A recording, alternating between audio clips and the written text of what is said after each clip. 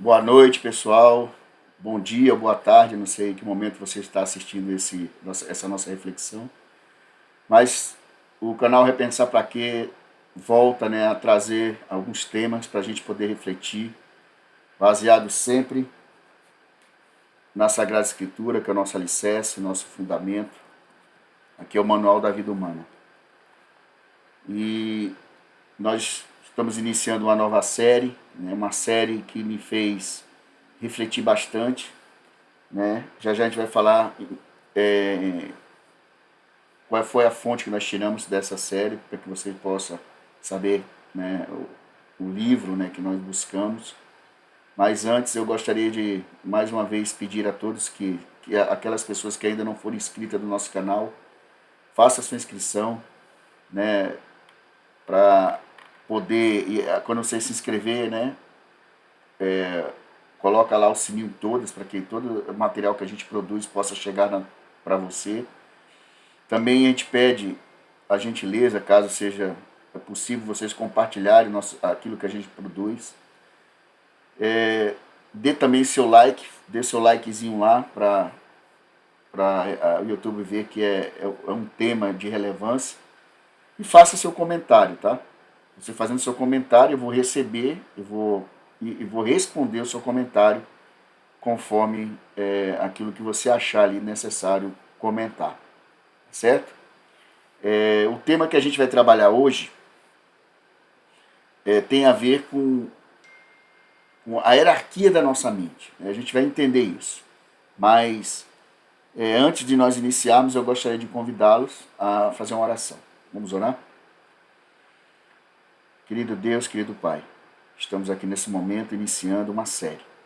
Uma série que vai nos revelar a importância do nosso cuidado com a nossa mente.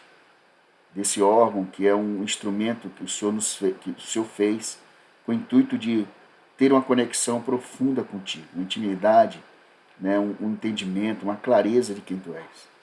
Que nesse momento Teu Santo Espírito possa conduzir, que tudo aqui seja feito para a honra e glória do Teu nome, para que venhamos a conhecer e crescer em verdade e espírito, buscando sempre na Tua Santa Palavra o fundamento da nossa fé. E que esse conhecimento que nós estamos iniciando hoje possa agregar valor à nossa caminhada, à nossa jornada humana e espiritual. É o que eu te suplico e peço, em nome de Jesus. Amém. Bem, pessoal, eu vou colocar aqui o slide. Vocês estão vendo aí? Vou entrar aqui no meu slide. O tema que a gente vai trabalhar hoje, a primeira parte, fala aí sobre a hierarquia da mente, Essa série, ela foi elaborada, baseada num livro, de um doutor em psiquiatria. Vocês podem ver aí, Timon Jeans, Timon Jeans, ele escreveu esse livro.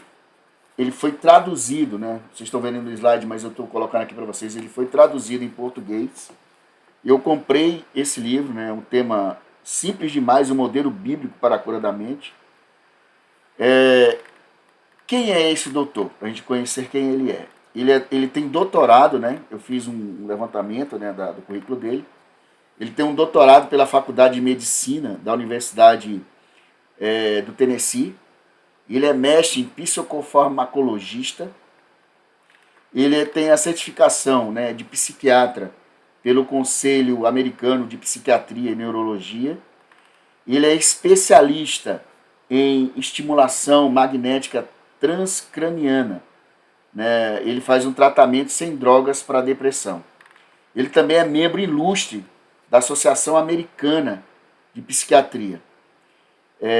Também ele é membro da Associação Psiquiátrica do Sul e ex-presidente das associações psiquiátricas do Tennessee e também do Sul. Ele possui muitas outras qualificações profissionais e possui mais de duas décadas que ele pesquisa a interface entre os princípios bíblicos com a moderna ciência do cérebro.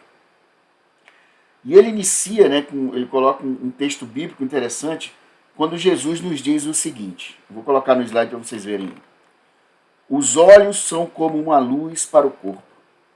Quando os olhos de vocês são bons, todo o seu corpo fica cheio de luz. Isso foi dito por Jesus. Então nós vamos entender o que Cristo quer nos revelar através desse texto. Agora, para isso, a gente precisa fazer aqui para a gente começar a ideia, usando um computador como base de entendimento, né? A gente sabe muito bem que o computador ele possui tanto hardware como software. O hardware seria como fossem os componentes. Vocês estão vendo na imagem aí, seriam os periféricos, né? Ou então as peças que compõem o computador, como as placas de vídeo, né? De som.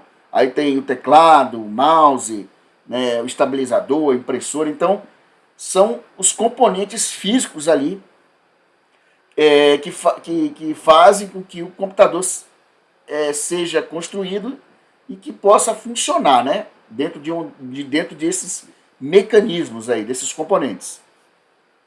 Então são peças que se tornam possível o seu funcionamento.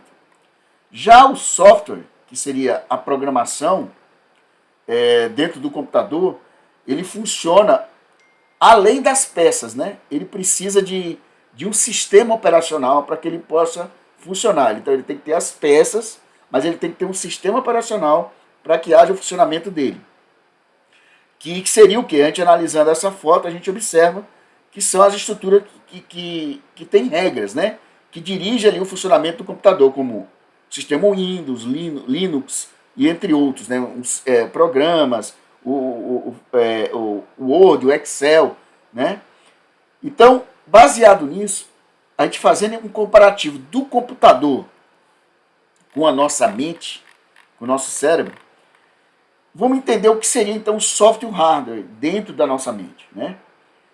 O que é o hardware dentro da nossa mente? Seria o computador mental, né? Que vai corresponder ali ao propósito do tecido, né? Cerebral nosso. E o nosso tecido cerebral ele é composto por bilhões de neurônios, né? Que são as células ali nervosas que fazem com que o nosso cérebro ele tenha essa conexão de informações ali. Então o nosso cérebro ele vem com peças também, os hardware, né? Que é o programa que vem programado geneticamente em nós. Que seria um programa genético, né?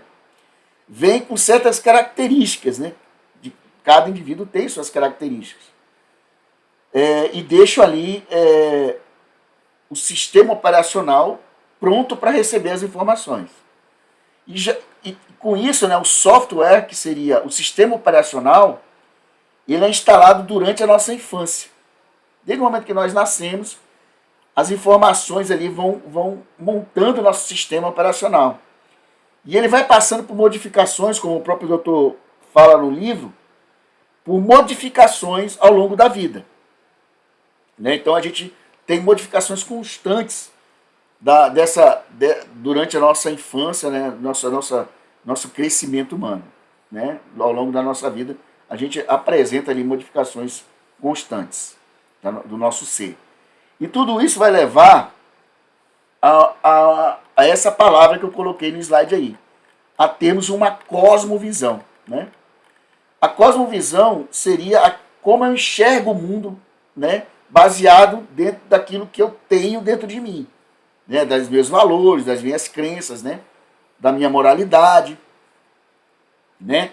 Então, a cosmovisão seria a linguagem que a gente usa, né, para enxergar o mundo, baseado dentro, como eu falei, desses princípios que são colocados dentro do nosso sistema operacional desde o nosso momento que a gente nasce, né, da nossa educação ali. Que vai nos conduzir, né, que o que Deus quer, que venhamos a adorar Ele. Então isso nos leva a, desde o momento que nós nascemos ali, como o próprio autor do livro, o doutor, fala, a brincarmos e interagirmos com outras pessoas. Né? E tudo isso vai fazer parte desse complexo sistema operacional que é o nosso cérebro. Agora existe um problema, né? Eu coloquei no slide aí. Tanto o software como o hardware ainda não são suficientes para que um computador funcione. Então ele precisa, além de ter o software, que seria o sistema operacional, e o hardware, que seriam os componentes, né? Ele precisa de uma fonte de energia para que ele possa funcionar. A fonte de energia, se ela começa a falhar, ela vai levar a alguns curtos-circuitos na operação do computador. Estamos falando aqui do computador. Tá certo? Então, e no nosso cérebro? Qual seria a fonte de energia do nosso cérebro? É o sangue, né? E o sangue, ele leva tanto nutrientes, também como carrega ali resíduos que não prestam dentro do próprio sangue. Seria assim, como tivesse assim, o sangue ele interfere, né, na nossa mente, no caso, no corpo todo, mas a gente está falando aqui da nossa mente. O fluxo sanguíneo, ele vai, se ele for um sangue bom, ele vai trazer para o nosso corpo uma coisa boa, né? Vai tornar o nosso corpo bom. Agora, se o sangue não for saudável, vai prejudicar o nosso corpo, né? Então, como a gente está falando do nosso cérebro, ele vai ocasionar função no cérebro que vai prejudicar o funcionamento dele corretamente, como Deus criou, desde o momento que ele criou o ser humano, com um propósito, que o cérebro tinha um propósito. A gente vai ver isso, né? E as perguntas que podem surgir, né, que o doutor traz no livro, é o seguinte, coloquei no slide aí. Que papel desempenham as crenças espirituais no funcionamento da mente? Lembra que ele busca fazer uma interface, né, entre conceitos bíblicos, a própria Bíblia, com a ciência. E aí ele coloca esses questionamentos. Que papel desempenham as crenças espirituais no funcionamento da mente? Nossas crenças são importantes? As crenças podem realmente afetar-nos? O nosso software faz mesmo alguma diferença? Somos apenas geneticamente programados para ser do jeito que somos? Podemos, ao mudar o que pensamos, ou o modo como fazemos, afetar a nossa saúde física e mental? Então como a gente sabe que o software é o sistema operacional, o Dr. Herbert Benson, né, ele menciona no livro, aqui o Dr. Timo, ele menciona uma pesquisa, né, realizada por esse Dr. Herbert Benson, né, e tanto ele como a equipe dele, Dr. Herbert, eles são da Universidade de Harvard, e eles realizaram o quê? Eles realizaram um seminário voltado para dedicar mais atenção à importância da espiritualidade na medicina, né? E mantiveram a posição de que a forma da meditação, será que resulta benefício realmente físico no geral? Né? Então eles enfatizaram que certas formas espirituais realmente melhoram a nossa saúde física. E dessas várias experiências realizadas pelo Dr. Herbert e a equipe dele, eles demonstraram que a nossa mente, a mente humana, ela exerce um poder notável sobre todo o nosso corpo. Então aquilo que nós cremos pode resultar em males ou curas físicas, né? É o que o Dr. Herbert nos traz. Então, o nosso software, o sistema operacional que tem dentro da nossa mente, que é instalado desde a infância, como eu falei, através de valores, né, princípios, né, aquela questão moral nossa, vai afetar sim o nosso hardware, que é o tecido cerebral, né, o próprio cérebro, que seria o equipamento, né? E aquilo que nós pensamos vai exercer realmente um poder, um poderoso impacto sobre o nosso corpo. Então o Dr. Benson ele levantou que as crenças de um paciente influenciam fisicamente o corpo dele. E aí surgiram alguns questionamentos durante essas pesquisas do Dr. Benson. E os questionamentos que ele nos traz é o seguinte: as nossas crenças afetam a saúde mental? As crenças espirituais pode alterar a nossa saúde mental? Então, baseado nisso, vamos agora pensar um pouco no momento da criação do ser humano. Deus, quando cria tudo, a natureza, como está descrito em Gênesis, ele cria de uma maneira ordenada e organizada. Então, ele é um Deus que organiza de uma maneira ordenada, né? E de uma maneira organizada tudo aquilo que ele faz. Então, Deus, quando criou a humanidade, ele designou para o nosso cérebro humano, o nosso cérebro, para que ele funcionasse de uma certa maneira. Então, Deus criou uma estrutura organizacional na nossa mente. Porque ele é um Deus organizado, né? É um Deus que faz as coisas ordenadas. E a nossa mente foi estruturada dessa maneira, numa estrutura organizacional, tá? Com o objetivo de quê? De capacitar o homem a fazer escolhas inteligentes, escolhas saudáveis, né? E que leve a um processo de cura. E com isso vai gerar, assim, o quê? Faculdades superiores, que é o que o Dr. Timon fala no livro. Essas faculdades superiores, o que Deus queria com elas? Queria que o ser humano, através das faculdades superiores, ele pudesse ter diretamente, né, junto a essas faculdades, uma forma de refletir a sua própria imagem. Tanto que a gente sabe que quando Deus criou lá no Gênesis, ele criou o ser humano à sua imagem e semelhança.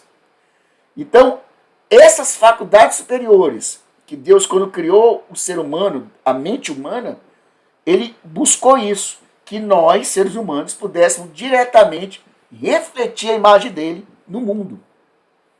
Para nós cristãos, isso, o que ele está dizendo, essa questão das faculdades espirituais superiores, refere-se à natureza espiritual do ser humano, né, dentro do conceito cristão.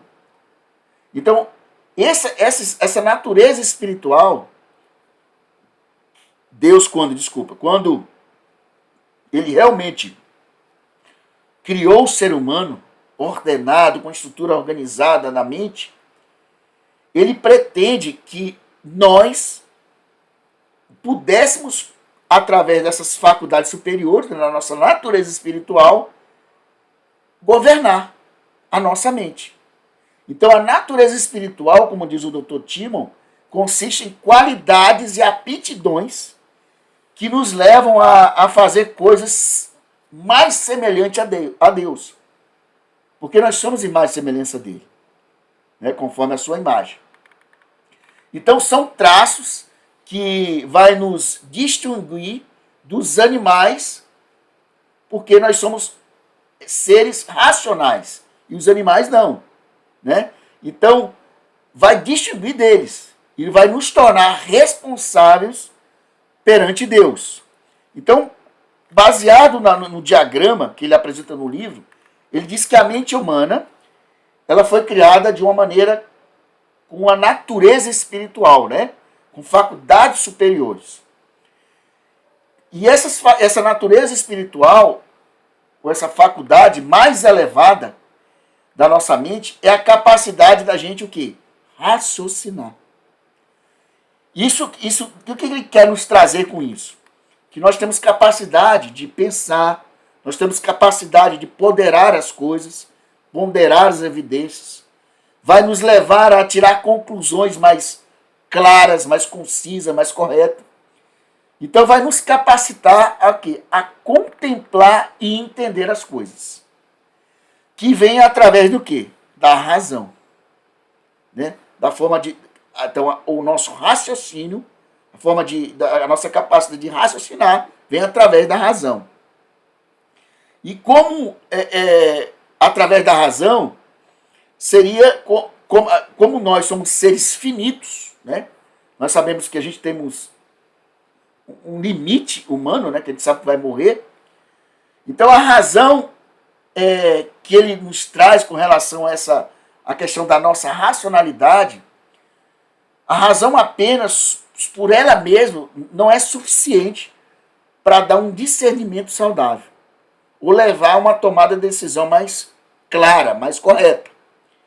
E por isso Deus planejou uma segunda coisa dentro dessa nossa natureza espiritual, dessas faculdades superiores, que é a consciência. Que a consciência é o poder que nos dá de nós trabalharmos conjuntamente com a razão. E Jesus falou isso com relação àquilo que nós lemos naquele primeiro verso, que nos diz: os olhos são como uma luz para o corpo.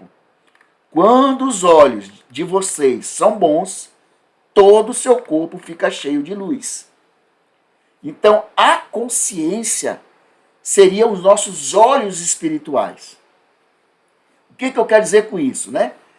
Então, a consciência humana, né, é o que o Dr. Timo traz no livro dele, a consciência humana, é a faculdade onde o Espírito de Deus vai se comunicar diretamente conosco. É quando a gente fala, né? Eu ouvi a voz de Deus, né? Então, alguns cristãos dizem que o Espírito falou com ele. E essa questão de falar que o Espírito falou com ele, essa voz que ele ouve, a voz de Deus, refere-se através da nossa consciência.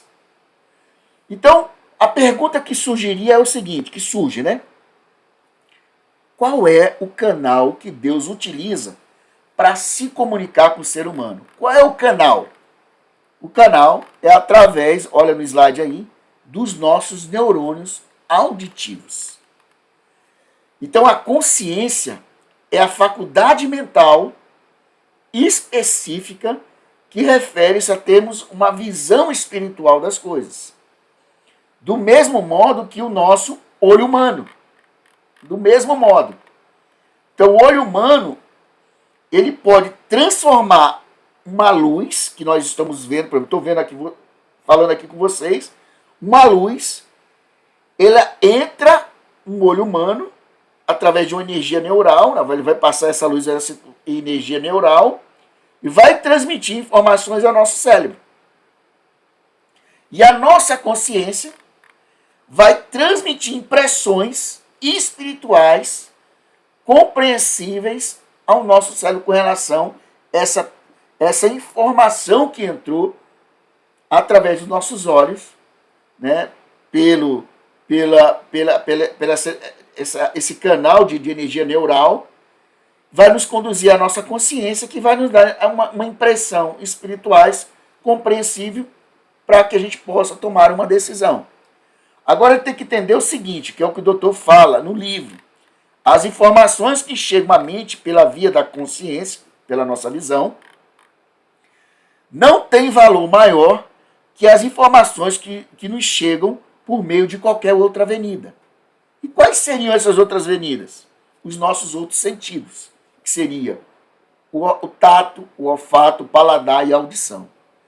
Então, nossa faculdade de raciocínio deve avaliar todos os sentidos humanos que entram em informações, né? Então, pelo tato entra informação, pelo olho entra informação, pela audição entra informação, né? Pelo paladar, pelo olfato, pelo tato, né? Então, pelos 5 sentidos humanos entram informações, né? E para determinar essas informações, quando entram, ela vai determinar ali algumas impressões. Ou então a gente vai conduzir que era a voz de Deus de fato, né, que estava falando conosco, ou uma contrafação, que é uma imitação da voz de Deus, que seria a voz de Satanás. Né? Então Deus planejou, voltando aí para o nosso esquema, que a consciência e a razão, ela atuasse conjuntamente. Pessoal, eu estou falando aqui, mas a gente vai entender mais na frente com mais detalhe. Né? Então a razão e a consciência, elas devem atuar conjuntamente, para que houvesse o quê? Um discernimento saudável. Isso que haja uma tomada de decisão válida, coerente, correta, né? Então, quando a razão funciona sozinha, sem a consciência, o que vai ocorrer? Vai ocorrer um possível desenvolvimento de teorias muito intelectuais. Né? Por exemplo, o evolucionismo, o marxismo, né? Que tem uma aparência de sabedoria, mas no fundo está negando a existência de Deus. A gente sabe disso, que o evolucionismo não crê em Deus, o marxismo não crê em Deus. Então, aparenta ser uma questão de sabedoria, um conceito de sabedoria, mas no fundo ele está negando a existência de Deus e dos seus princípios, do seu governo neste mundo. Né? A gente vai entender isso um pouquinho mais à frente. E isso vai ocasionar o quê? Vai levar a pessoa a um comportamento inadequado. Vai levar a pessoa a evitar a responsabilidade de ter uma ação corretiva. Ela poder se corrigir. Ela poder refletir, peraí, o que eu estou fazendo não é o correto.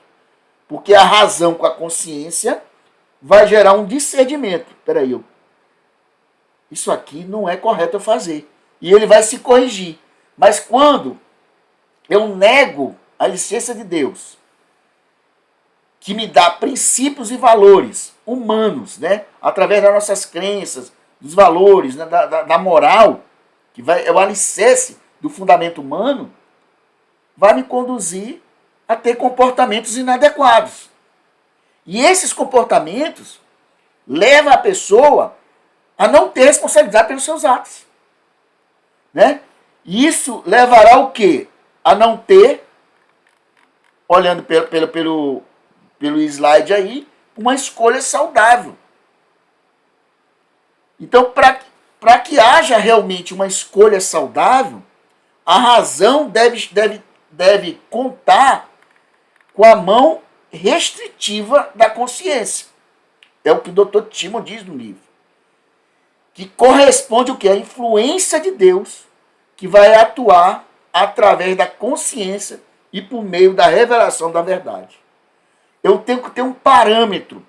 Isso que ele está dizendo, eu tenho que ter um parâmetro para eu saber se eu estou fazendo a coisa certa ou errada, até para eu poder me corrigir, eu tenho que ter um parâmetro, eu tenho que ter um princípio, eu tenho que ter uma crença, eu tenho que ter um valor. Né? Então, quando isso ocorre, no sentido de a razão não trabalhar com a consciência, né? Que não vai ali corresponder à influência de crenças e valores, como o próprio Deus coloca na Sagrada Escritura, vai fazer com que a gente não tenha uma escolha saudável. Né? E isso vai fazer o quê? Para que eu tenha uma escolha saudável, eu tenho que ter uma verdade. Aí você pergunta, que verdade? Eu tenho que ter uma verdade. Como Deus criou o ser humano com o propósito de corresponder à sua imagem e semelhança nesse mundo, nós temos que saber que verdade que ele tem para nos dar, para dar uma referência, um parâmetro, um norte. Né? E isso quando ocorre, quando você tem a verdade, quando você compreende na Sagrada Escritura princípios, conceitos, né? Você conhece os valores que conduz o ser humano à sua jornada existencial e humana, buscando um crescimento neste mundo, isso se chama processo de santificação. E a própria Bíblia, o próprio Deus fala, sede santo, porque eu sou santo. Então, esse processo de santificação é um processo de transformação humana, de dentro para fora. E esse processo, quando o ser humano começa a ter essa transformação, vai tornar ele mais saudável, vai tornar a razão deles mais clara, que vai nos levar, vai levar, né, uma transformação interna do eu dele. Agora, nós não podemos confiar apenas na consciência como guia, como norte, sem que haja o equilíbrio da razão. Então, quando a consciência comanda a nossa mente, vendo o slide aí, você tem uma tomada de decisão mais correta. independente da razão, né? Que pode acabar nos levando, você vai tomar uma decisão, você vai tomar uma decisão, se a consciência trabalhar em primeiro plano, independente da razão, você pode tomar uma decisão que pode afetar a tua vida, que pode acabar levando a seguintes fatos, né? Que eu queria trazer aqui alguns que ele menciona no livro. O caso do complexo, eu coloquei aí no slide, né, que aconteceu. 86 pessoas são mortas através de uma seita, né, extremista aí. E aí, quando você vê na foto do lado, tem um ator, né, que interpretou, né, o líder dessa seita, né? Naquela parte que eu coloquei no slide aí, destacado em amarelo, diz o seguinte: à frente dele estava Korest, um homem de 34 anos que se autodenominava, que era, no caso, o líder dessa seita, Messias, que teve várias esposas, algumas menores de idade, com quem teve vários filhos. Então esse David aí, né, era o líder dessa seita, ele colocou fogo no corpo dele e queimou todo o local, né, da seita lá, né, e matou todo mundo que estava lá dentro do complexo. Outro caso, muito conhecido, que eu acredito que todo mundo saiba, né, é o caso de Jim Jones, né, que ele levou as pessoas, né, a um suicídio em massa. Né? E essa seita foi em 78, 18 de novembro ocorreu isso, né? A morte, dessa morte coletiva, 18 de novembro de 1978, onde 918 pessoas morreram em um misto de suicídio coletivo e assassinato, né? Essa seita era fundada por Jim Jones, pastor e fundador do Templo Popular, uma seita pentecostal cristã de orientação socialista, né? Então ele levou 918 pessoas à morte. E outro caso famoso também é o atentado do 11 de setembro, né? Onde terrorista transforma aviões de passageiro em bombas, né, suicidas, que jogam as aeronaves no World Trade Center, que a gente sabe muito bem, né, o que aconteceu. Então, vendo esses 3 casos, a gente pergunta, essas pessoas, desses casos que nós vimos aqui, pode ser pessoas conscientes, né, conscienciosas? Então eu pergunto, será que eles eram racionais?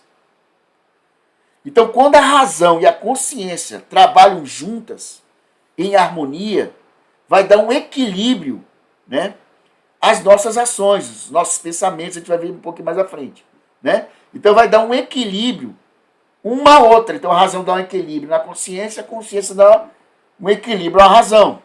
Que vai ocorrer o quê?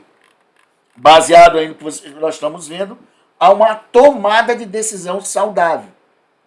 Então as faculdades da razão e o discernimento formam o quê? Formam um discernimento saudável. Então, olhando no slide aí, a razão trabalhando em conjunto com a consciência com a razão, vai gerar um discernimento saudável. E quando existe uma alteração, um transtorno na razão ou na consciência, vai resultar a um discernimento prejudicado, né? Defeituoso. Então, quanto mais saudável se torna a nossa razão e consciência, melhor será o nosso discernimento. Então, a antiga faculdade, né, que completa a nossa natureza espiritual, que como Deus queria, é baseado aqui a adoração. A adoração. Todos nós temos um desejo, um impulso inato de adorar. Aí eu coloquei essa imagem para a gente pensar um pouco, né?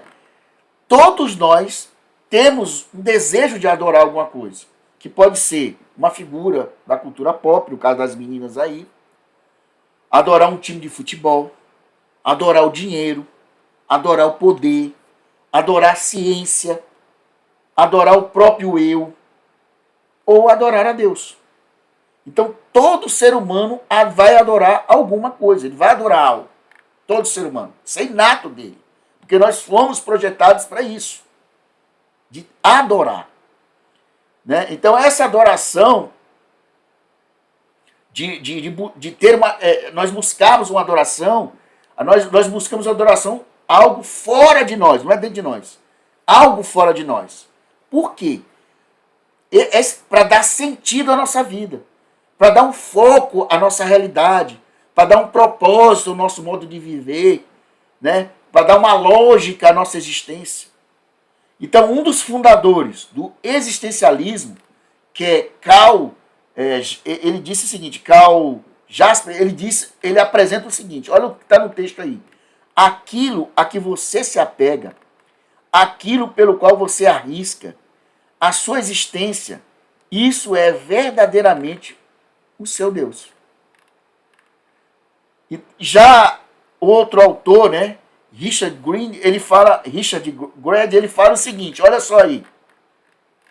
A divindade, para uma pessoa, é aquilo que literalmente domina a vida dela, dando-lhe unidade, direção, inspiração, quer a pessoa perceba, quer não. Então, o que a gente, baseado desses dois pensamentos que nós apresentamos aqui, a pergunta que surge não é, será o que adoramos? Mas a pergunta seria, o que nós adoramos? Não é o que será, é o que nós adoramos. E o cristianismo nos ensina a não olhar o nosso eu, mas para Cristo. Porque se eu olho para Cristo com adoração, qual é a tendência natural? Eu imitar e testemunhar Ele. Me transformar, né, o pequeno Cristo. E Paulo nos apresenta, o apóstolo Paulo, na Epístola de Coríntios, o seguinte, olha aí, que está no slide, 2 Coríntios 3,18. Assim, todos nós, que com a face descoberta contemplamos a glória de Deus, do Senhor, estamos sendo transformados segundo a sua imagem, com glória cada vez maior, a qual vem do Senhor, que é o Espírito. Deus nos pede que o adoremos. Por que Ele pede para mim e você, que é cristão ou não cristão, mas que você busque, através de entender um pouco a Sagrada Escritura, para esclarecer algumas coisas para você. Mas o Criador, que, independente se você crê nele ou não, Ele é Criador. E Ele quer que nós adoramos, por quê? Para que nós venhamos a nos adaptarmos às coisas que a gente admira. É isso que Paulo está falando aqui. Então, é para a gente poder nos dedicarmos às coisas que idealizamos. Né? E a psiquiatria chama isso de modelar-se. Modelar-se. Né? E, biblicamente, se a gente for pegar biblicamente, essa palavra de modelar, na Bíblia se refere à lei da adoração, que ocorre pela contemplação. Então, a lei da adoração, o modelar-se, trabalha com aquilo que nós contemplamos. E aquilo que nós contemplamos, nós somos transformados. É isso que Paulo está dizendo. E transformando o nosso eu, vai transformar o nosso caráter, né? Que vai refletir aquilo que nós reverenciamos, aquilo que nós adoramos. Né? Então Deus nos pede para que venhamos a adorar Ele. Porque Ele é o único ser cuja adoração nos leva a crescer como ser humano. Certo? Se eu não adoro, eu adoro outras coisas, vai nos levar a uma degeneração, vai nos levar a uma depravação, vai nos levar a uma imoralidade humana. Mas se nós adorarmos qualquer coisa, vai levar a isso.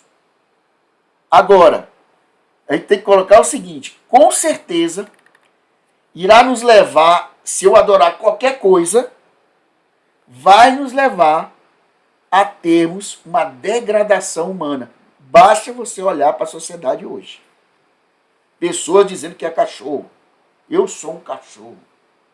Outro, né, que vê, né, a gente se transforma num camaleão. O cara muda a face dele. Não sei se vocês já viram, só entrar na internet. O cara se tornou um dragão, sei lá, um camaleão, não sei o que bicho que ele adorou, que chamou a atenção dele, que transformou ele naquilo que ele estava reverenciando, adorando.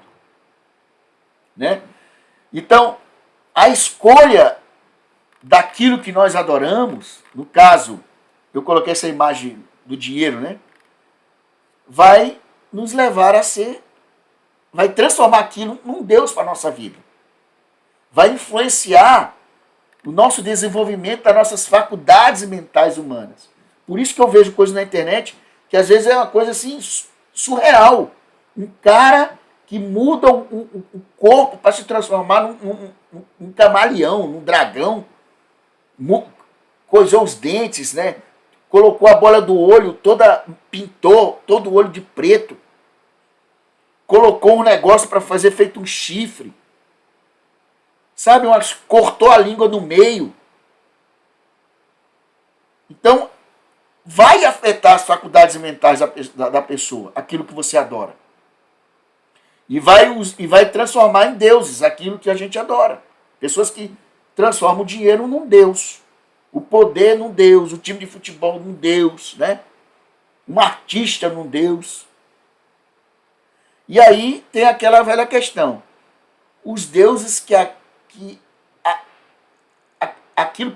os deuses que a gente quer servir. A gente transformou um dinheiro, então é o Deus que a gente vai servir. Então, vai afetar diretamente o funcionamento tanto da nossa razão quanto da nossa consciência. Aquilo que nós adoramos, aquilo que nós buscamos transformar Deus na nossa vida. O dinheiro, o poder, sei lá, né? Aquilo que você contempla. É que o Paulo fala, aquilo que você contempla, você se transforma.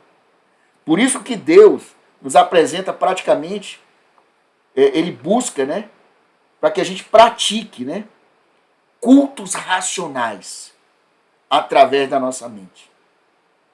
E Paulo, ele diz o seguinte: portanto, irmãos, rogo-lhes pelas misericórdias de Deus que se ofereçam em sacrifício vivo. Nós temos que oferecer sacrifício vivo para ele. Santo e agradável a Deus. Este é o culto racional de vocês. Não se amolde ao padrão deste mundo, mas transforme-se pela renovação da sua mente, para que sejam capazes de experimentar e comprovar a boa, agradável e perfeita vontade de Deus. Um culto saudável, um culto racional, em que você entende, compreende, e aquilo que você ouve transforma a tua vida, você sai transformado de uma pessoa melhor. Né? Então, um culto saudável vai dignificar e vai fortalecer a nossa razão e a nossa consciência. Então, agora, um culto que corrompe, né, a adoração, né? Às vezes a gente observa em algumas igrejas aí que as pessoas fazem um culto de adoração, mas não é para Deus, não. Né?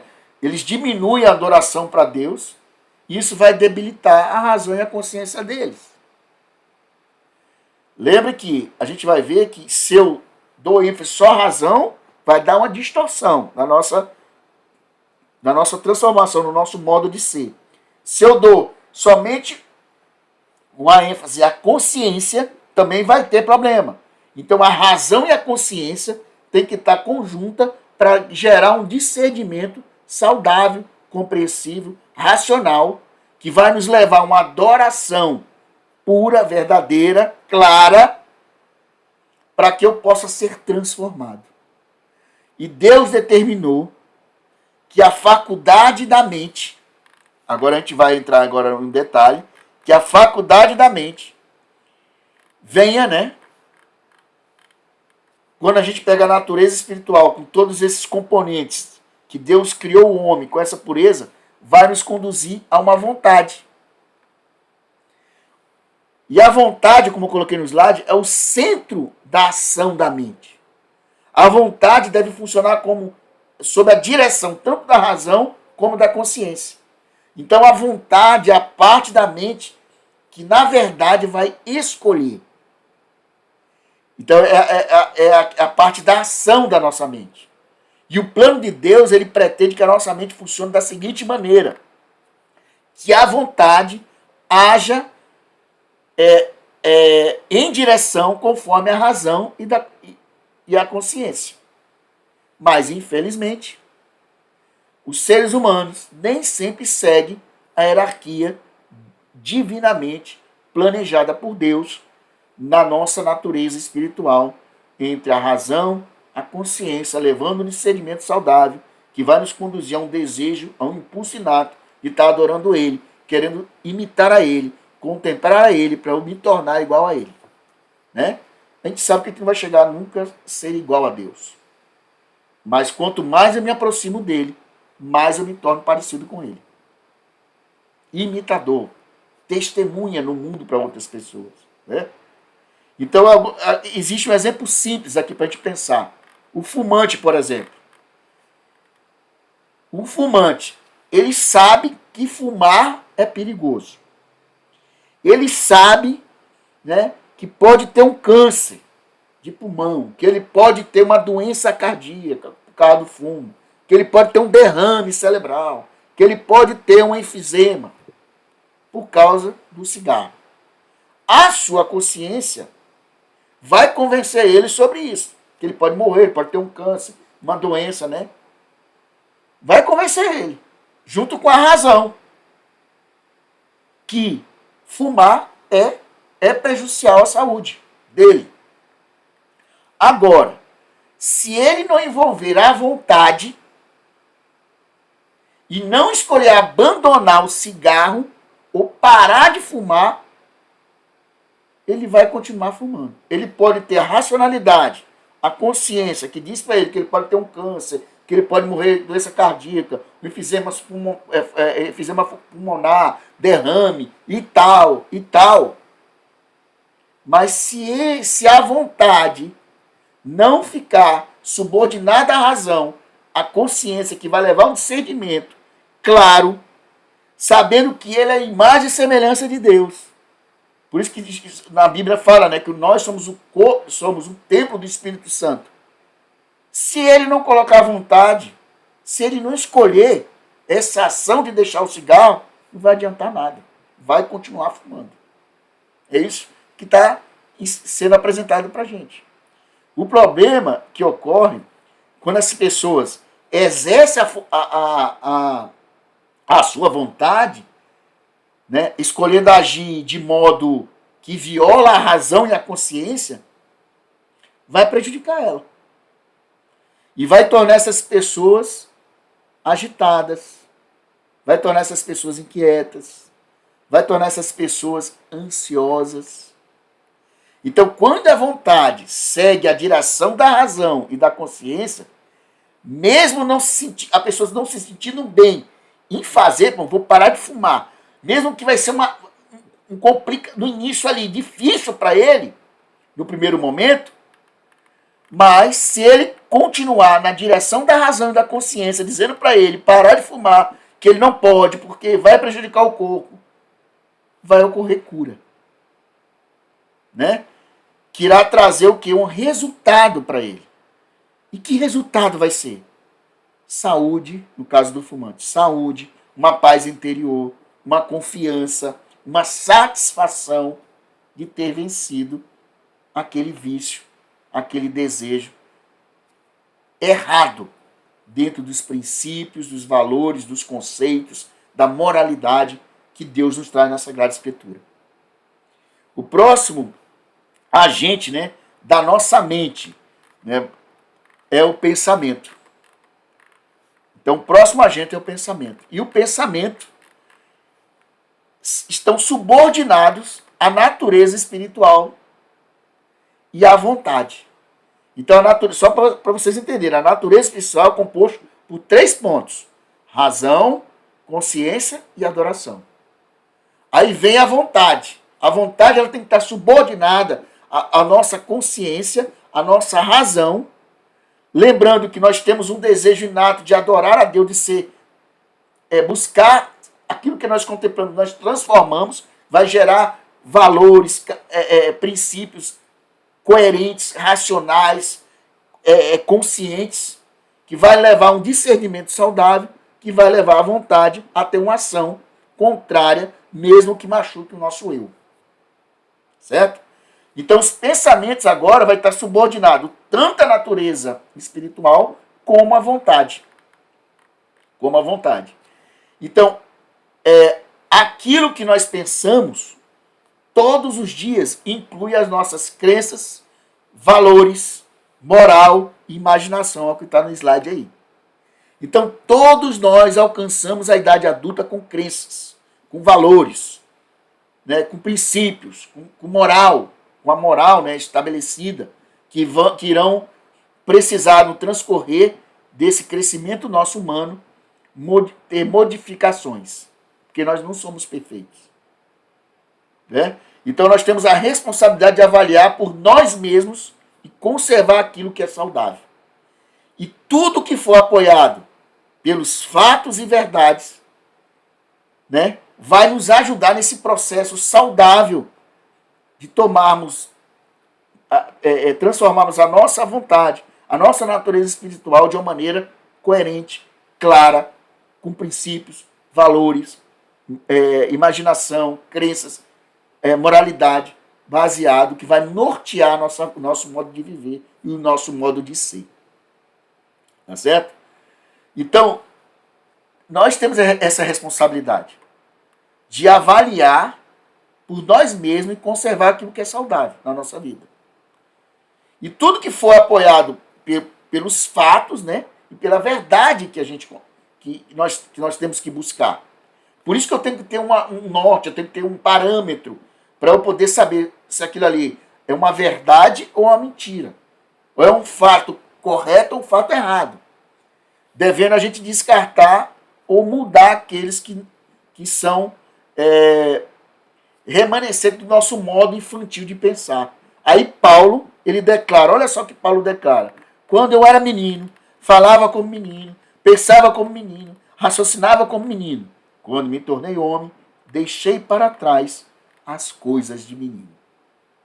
Então a faculdade final da nossa mente, que no desígnio ali de Deus projetou o ser humano, vai subordinar, né, a todas os outros fatores, que é os sentimentos. Sentimentos vai incluir todo o aspecto emocional do ser humano. Tristeza, alegria, felicidade, raiva, todos os sentidos de emoções que são geradas no ser humano. Mas existem dois tipos, que eu coloquei no slide aí, particulares, de sentimento que merecem uma atenção especial, que é o quê? O desejo de raciocinar e a afeição.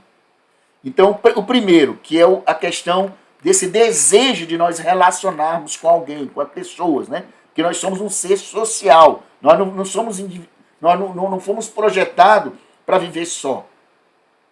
Nós precisamos nos relacionar. Deus, quando criou em nós esse desejo, né, inato, ou esse impulso de nós relacionarmos com outras pessoas, esse desejo inato, impulso, é uma parte biologicamente programada em nós. Tem um chipzinho. Nós nascemos para ser um ser social. Nós precisamos nos relacionar. E todos nós desejamos o quê? Todos nós desejamos amar e ser amado. Todos nós desejamos dar e receber. Todos nós desejamos participar das coisas nesses relacionamentos que nós vivemos. Participar da vida das pessoas, no sentido de conhecer, né, de se envolver. Né? Por exemplo, meu casamento, eu casei com o André, a gente vive ali em participar da nossa vida, o acordar, o dormir. Eu sei, quando ela está triste, eu fico triste, quando eu estou alegre, ela fica alegre. Então, a gente tem esse desejo de amar, ser amado, de dar e receber, e participar de um relacionamento mais íntimo, mais profundo. Né? Tanto eu digo com relação a casais, mas também em amizade, no trabalho, na igreja, no bairro. Né? Então, o desejo da gente nos relacionar deve estar subordinado à razão, à consciência e à vontade. Lembra? Quando a gente olha o diagrama, né, o esquema, natureza espiritual composta pela razão, consciência que leva o discernimento saudável, quando eles trabalham conjuntamente, que nos tem um desejo inato nosso de nós adorarmos, que Deus projetou isso na gente para nós adorarmos Ele, porque quanto mais nós contemplamos Ele, mais nos transformamos parecido com Ele. E aí vai nos levar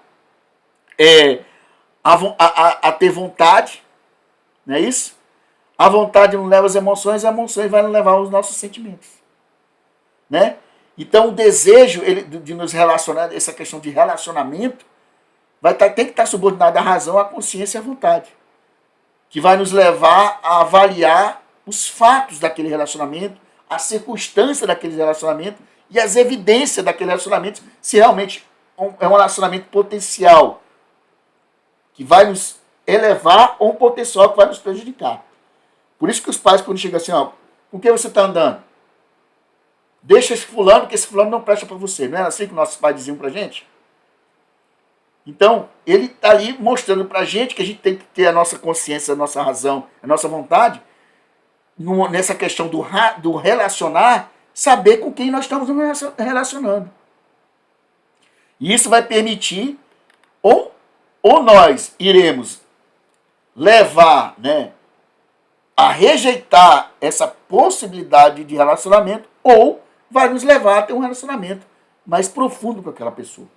E o apóstolo Pedro nos diz, em 2 Pedro, capítulo 2, verso 12, ele fala: mas eles difamam o que desconhecem, e são como criaturas irracionais, guiadas pelo instinto, nascidas para serem capturadas e destruídas, serão corrompidas pela sua própria corrupção. Sem a natureza espiritual dada por Deus na criação do homem, para governar o desejo de relacionar, desses relacionamentos, os seres humanos se tornariam como criaturas irracionais, como um cachorro, por exemplo. Né? Sendo levado o quê? Pelas paixões e essa palavra é concupiscência, né? Que está na Bíblia, né? Que corresponde ali à ambição, o desejo, né? Destemido ali por bens materiais, por desejos sexuais, ganância de poder, né, dinheiro, cobiça, etc.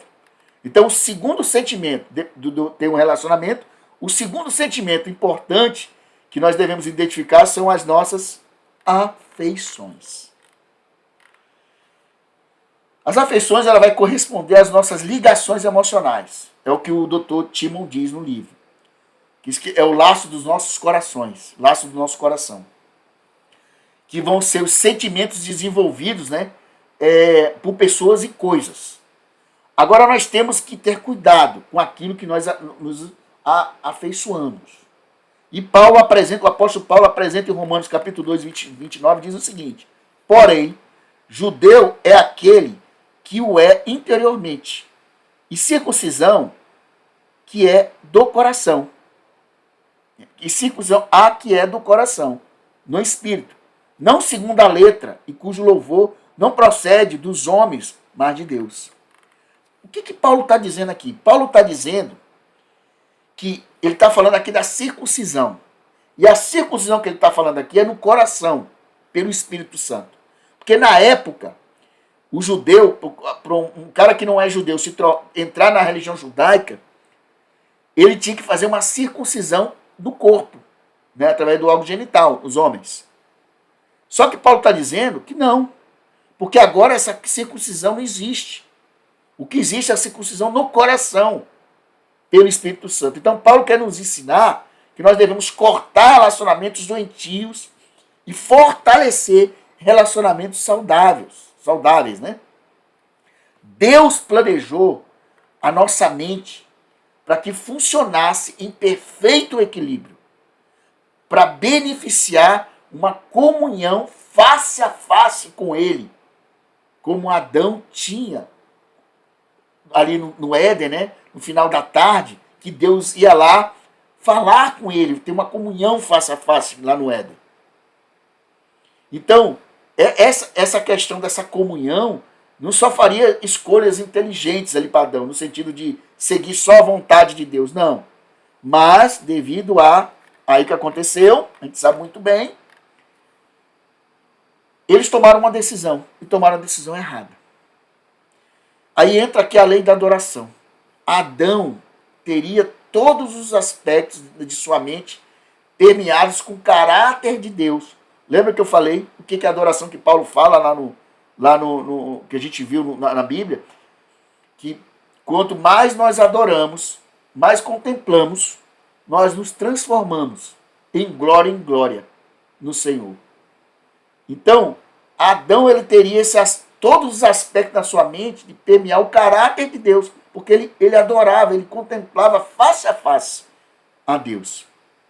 Isso quer nos dizer o seguinte, gente. Se nós tivermos Deus como sendo o nosso foco central, a nossa mente vai funcionar com a razão e a consciência de maneira coerente, correta, como ele criou. E vai nos levar a avaliar fatos, circunstâncias, evidências ao nosso redor, que vai nos levar a poder decidir que tipo de ação ou conclusão será mais apropriada para nós tomarmos. Levando o que? A nossa vontade a fazer a ação que foi decidida, determinada através da nossa razão e da nossa consciência.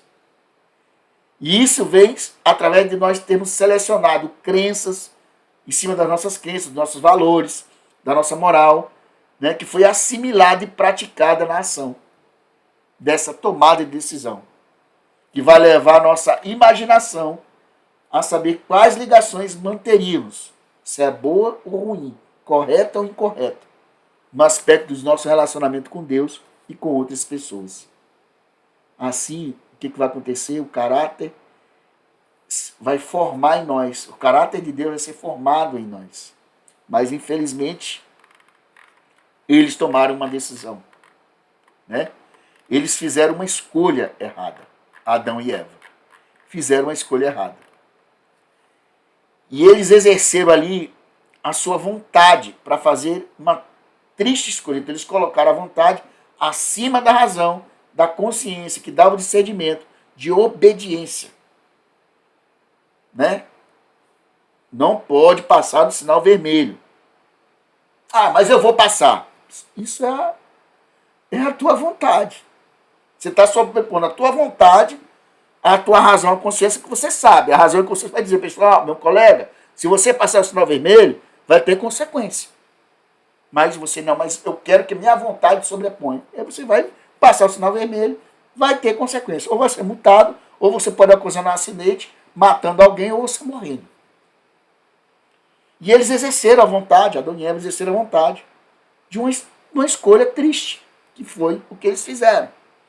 Levando o que? A pecar contra Deus. E pecado, a gente sabe muito bem na Bíblia, está lá em 1 João 3,4. O que é pecado? Transgressão da lei, uma regra. Uma regra. Como a lei de trânsito, como a lei penal, a lei administrativa e outras leis da natureza. Porque se você saltar de um prédio de 10 andares, mesmo que você diga como tá, mas eu vou saltar e vou transformar, vou voar. A razão é aconselhar, meu irmão, não faça isso não. Você vai transgredir uma lei. Que lei? Lei da gravidade. E concluindo a nossa reflexão, gente, eu queria trazer novamente aqui o diagrama, né? Para a gente poder. Então, esse diagrama representa aqui as faculdades originais da mente, dada por Deus antes do pecado entrar na vida do ser humano.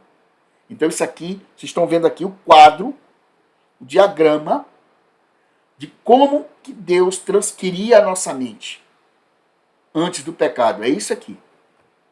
Essa sequência. Certo?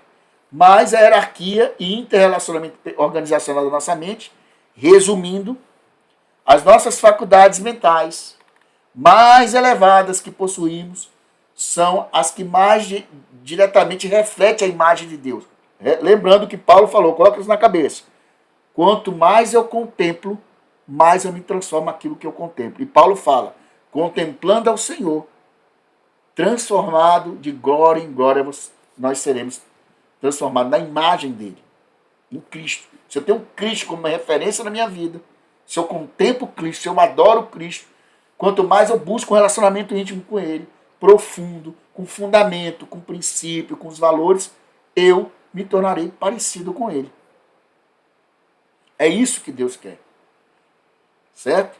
Então, que é chamada essa questão das faculdades mais elevadas de natureza espiritual. E essa natureza, Deus pretende que cada um de nós, baseado nessa nossa natureza espiritual, venhamos a governar, ter domínio de nós mesmos, dos nossos pensamentos, né, dos nossos sentimentos, das nossas vontades, em cima da razão, da consciência, trabalhando conjuntamente com discernimento, levando um discernimento saudável, tendo Cristo como referência na minha vida, para que eu possa ser testemunha, imitador no mundo para outras pessoas. Então, dentro da natureza espiritual fazem parte a capacidade de raciocinar, que é a razão, que a gente viu aqui, capacidade pela qual passam os pensamentos, né, que poderemos ter evidências, né, e extrairmos conclusões através da razão.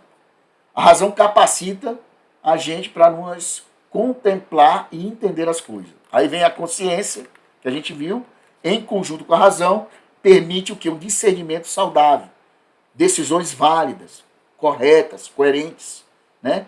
Então, a consciência é a faculdade mediante a qual Deus se comunica diretamente conosco.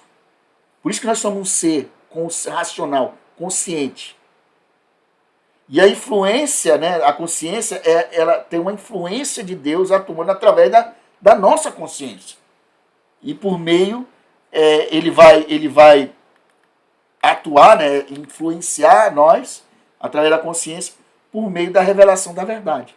Então, quanto mais eu busco a verdade, mais eu tenho uma influência de Deus, da minha consciência, para que possa gerar uma santificação da minha razão. Né? Então vai me levar a um processo racional de transformação. Não podemos mais agora confiar apenas na consciência, como o guia, como a gente viu, sem o equilíbrio da razão. Isso quer dizer que a consciência e a razão devem atuar conjuntamente para resultar um discernimento saudável.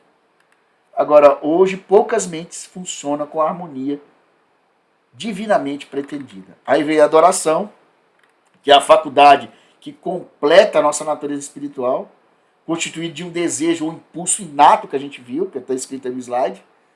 Então Deus nos pede que venhamos adorar a Ele, porque na verdade nós adoramos, infelizmente, coisas, né? As coisas que a gente admira. E se a gente dedicar a essas coisas que nós admiramos, idealizamos, a psiquiatria a gente viu que chama isso de modelagem e biblicamente fala, e isso refere-se à lei da adoração, que ocorre pela contemplação. E quando contemplamos, somos transformados de dentro para fora. Isso quer dizer que o nosso caráter vai ser transformado e vai refletir aquilo que nós reverenciamos, não é isso? E vem a vontade depois, que é a parte da mente, né, que vai escolher, né? Ela vai nos gerar uma escolha, né? Vai nos levar, é o centro da ação da mente. Deus planejou que a mente funcionasse com a vontade sob a direção, lógico, vontade sempre sob a direção da razão e da consciência. Isso quer dizer para cada um de nós que a vontade tem que estar sob a direção da natureza espiritual, que envolve razão, consciência que leva a discernimento da saudável e a questão da adoração. Né? Quanto mais eu contemplo, mais eu me transformo. E assim eu levo uma vontade mais coerente, mais refletindo, né? De uma maneira real e clara de ser testemunha de Cristo nessa terra, né? E quando a gente exerce a nossa vontade para escolher e agir de um modo que viola, né, a nossa razão e consciência, somos prejudicados. Então, quando eu falei do sinal, né, sinal vermelho, a minha razão, minha consciência diz, ó, discernimento, não passe, pare, porque sinal vermelho. Não, mas eu vou passar. Minha vontade quer que eu vou ser prejudicado. Então, caso a gente venha colocar a vontade aos caprichos, né, dos sentimentos, né, e aí teremos consequências terríveis na nossa vida. Aí vem o pensamento, que está subordinado à natureza espiritual e à vontade, inclui não só as coisas seculares e que a gente pensa todos os dias, mas especialmente as nossas crenças, valores, moral e imaginação, como está no slide aí. Né? Augusto Cury fala que, ele nos lembra, né, que pensar não é uma opção voluntária do ser humano, é o seu destino inevitável, ele tem que pensar. Não é voluntário, ele tem que pensar no que ele está pensando, pronto, é melhor. Ele tem que pensar o que ele está pensando. Né?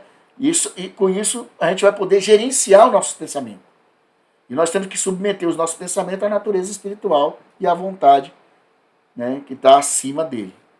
Já os sentimentos é a parte final da mente, que no plano de Deus se subordina a todas as outras partes, aos pensamentos, à vontade, à natureza espiritual.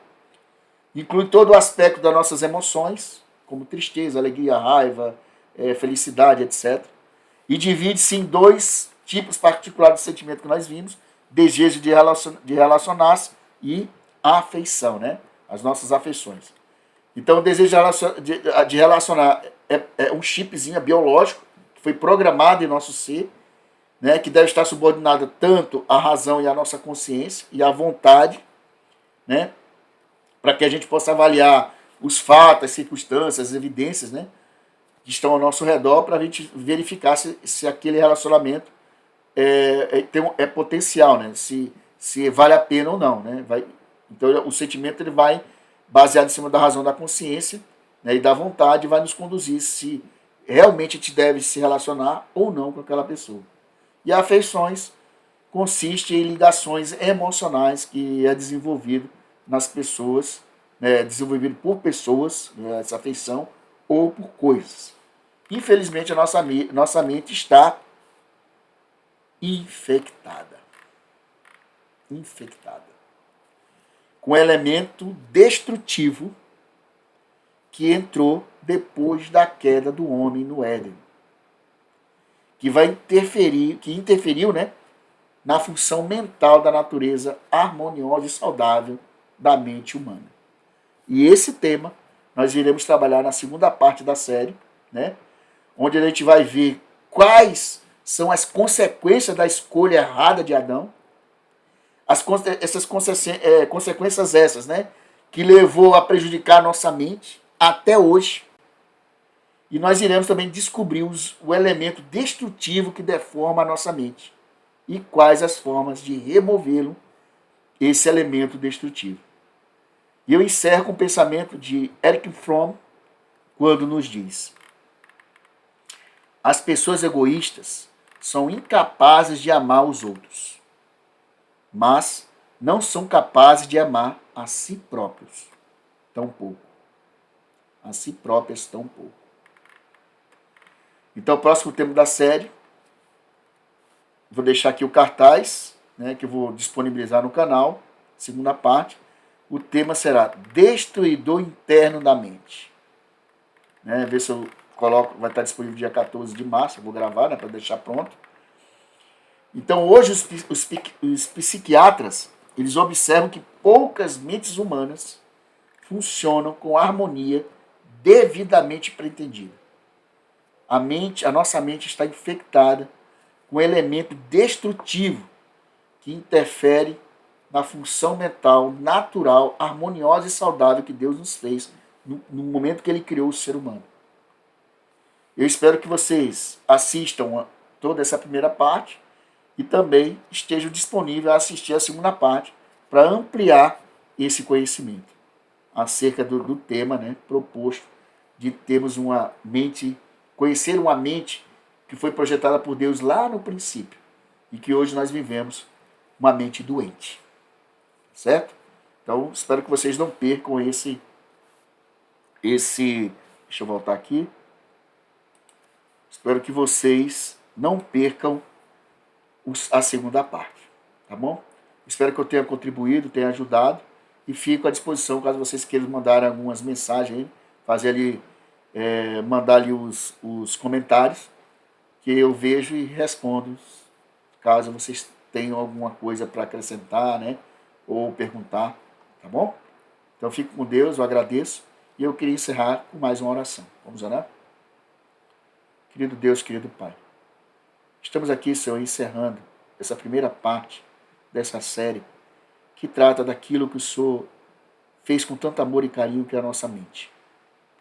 A mente é o órgão principal do nosso corpo. É a que nos separa dos animais irracionais, da criatura que o Senhor criou, irracionais. O Senhor nos deu uma mente perfeita lá no Éden, mas infelizmente ela foi infectada. E que essa série possa nos ajudar a conhecer, né, as verdades que estão na Sagrada Escritura, baseada em ter uma mente pura, correta, que possa nos conduzir a contemplar a Cristo na nossa vida e assim a ser transformados e buscar a termos decisões, escolhas, ações, pensamentos, tudo aquilo que a nossa mente pode influenciar a nossa vida de maneira coerente, correta, baseado nos teus princípios, valores, nos teus estatutos e nas tuas leis. Entrega, Senhor, a todos nós em tuas mãos. E que o teu Santo Espírito nos ajude nesse processo de transformação, nos ajudando a conhecer e blindar a nossa mente com informações que não venham a nos levar a crescer, mas a nos perder. É o que suplico e peço, em nome do teu Filho amado, Jesus Cristo. Amém. Pessoal, muito obrigado e até a segunda parte. Aguardo vocês. Fiquem com Deus.